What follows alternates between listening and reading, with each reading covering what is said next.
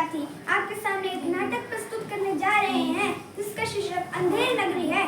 प्रस्तुत है पहला दृश्य। शहर से बाहर सड़क, मांझी और दो चेले बातें कर रहे हैं। बच्चा नारायण दास, यह शहर तो दूर से बड़ा सुंदर दिखलाई पड़ता है। देख, अगर कभी भिक्षा मिले तो भगवान को भोग लगे, और क्या। गुरुजी महाराज, नगर तो बहुत ही सुंदर है, पर अगर भिक्षा भी सुंदर हो तब तो आनंद हो। बच्चा गोवर्धन दास, तू पश्चिम की ओर जा और नारायण दास पूर्व की ओर जाएगा। गोवर्धन दास जाता है। क्यों भाजी क्या भाव? बाबाजी टके से। सब भाजी टके से? वाह वाह, बड़ा आनंद है। यहाँ सब चीजें टके से। क्यों भाई, मिठाई क्या भाव? टके से। वाह वाह, बड़ा आनंद है। यहाँ सब चीजें टके से क्यों? बच्चा, इस नगरी का नाम क्या है? अंधेर नगरी। और राजा का नाम? चौपट राजा। वाह वाह, अंधेर नगरी, चौपट राजा। टके सेर भाजी, टके सेर खाजा। तो बाबा जी, कुछ लेना है तो ले ले। भिक्षा मांगकर 7 पैसे लाया हूँ, 3.5 सेर मिठाई दे दे। मांझी और नारायण दास एक ओर से आते हैं और दूसरी ओर से गोवर्धन दास आता है। भिक्षा मिली? गठरी में तो कुछ है, ऐसा मालूम पड़ता है। गुरुजी, 7 पैसे भिक्षा में मिले थे, जिससे 3.5 सेर मिठाई मोल ली है।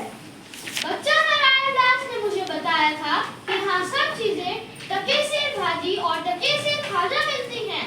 मैंने उसकी बात पर विश्वास नहीं किया। बच्चा, इस नगरी का नाम क्या है और इस नगरी के राजा का नाम क्या है? अंधेर नगरी, चौपट राजा। टके सेर भाजी, टके सेर खाजा। तो ऐसी नगरी में रहना उचित नहीं है जहाँ पर टके सेर भाजी और टके सेर खाजा मिलता है। अब मैं तो यहाँ अब एक क्षण भी नहीं रहूंगा। मैं तो यही रहूंगा। और जगह पूरे दिन भिक्षा मांगने पर भी पेट भर खाना नहीं मिलता है। मैं तो इस नगर को छोड़कर नहीं जाऊंगा। देख, मेरी बात मान, नहीं तो पछताएगा। मैं तो जाता हूँ, पर यह कह के जाता हूँ कि अगर कभी मुसीबत आए तब मेरे को याद करना। दूसरा दृश्य। राजा, मंत्री और नौकर लोग यथास्थान बैठे हैं। पर्दे के पीछे से दुहाई है का शब्द होता है। दुहाई है? कौन चिल्लाता है? उसे बुलाओ तो। 2 नौकर एक फरियादी को लाते हैं। दुहाई महाराज, दुहाई। बोलो, क्या हुआ? कल्लू बनिए की दीवार गिर पड़ी, सो मेरी बकरी उसके नीचे दब गई। न्याय हो। कल्लू बनिए को पकड़ कर लाओ। नौकर लोग दौड़कर बाहर से बनिए को पकड़ कर लाते हैं। क्यों रे बनिए, इसकी बकरी दबकर मर गई? महाराज, मेरा कुछ दोष नहीं है, कारीगर ने ऐसी दीवार बनाई कि गिर पड़ी। अच्छा, कल्लू बनिए को निकालो और कारीगर को पकड़ कर लाओ। कल्लू जाता है। नौकर कारीगर को पकड़ कर लाते हैं। क्यों रे कारीगर, इसकी बकरी कैसे मर गई? महाराज, चूने वाले ने ऐसा खरा चूना बनाया कि दीवार गिर पड़ी।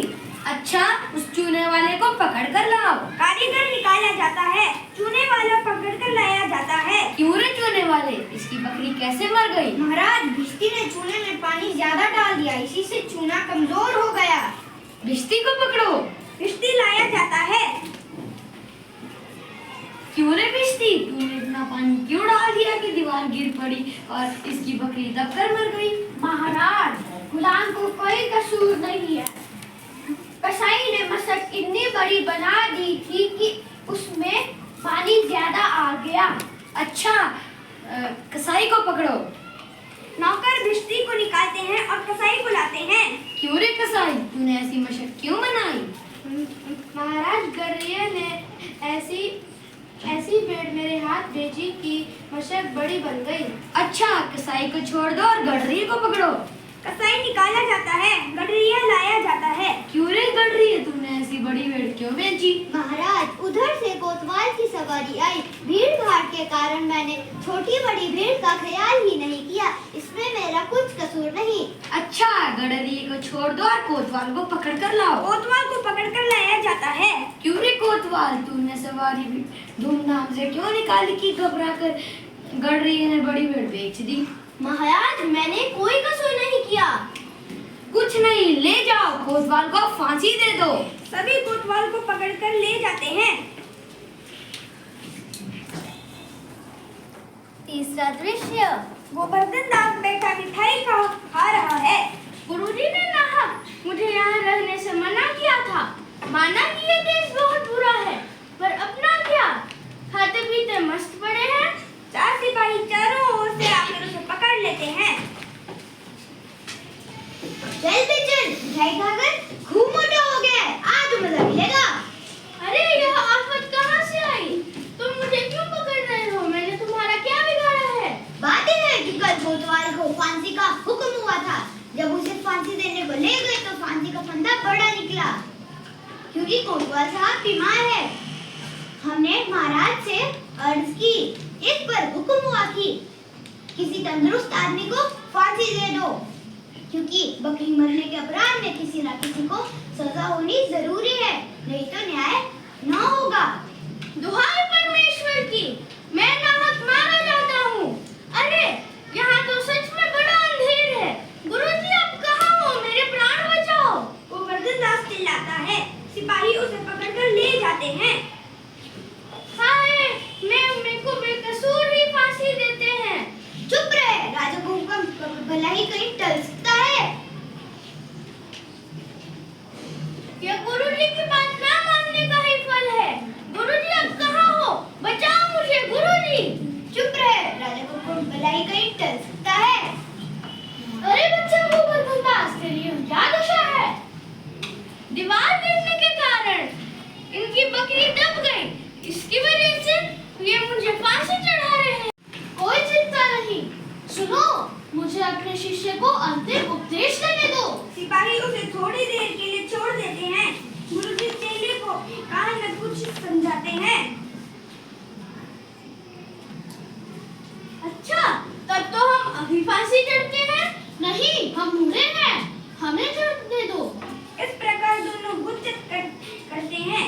सिपाही हैरान होते हैं। राजा, मंत्री और कोतवाल आते हैं। यह क्या गोलमाल है?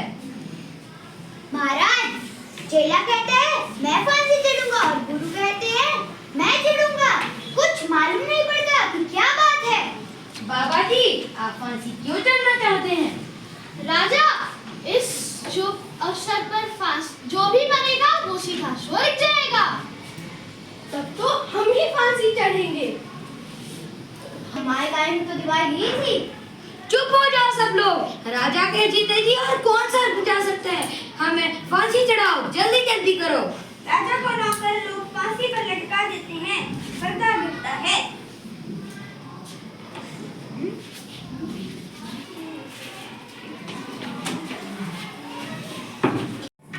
आशा करता हूँ आपको हमारा यह नाटक पसंद आया हो।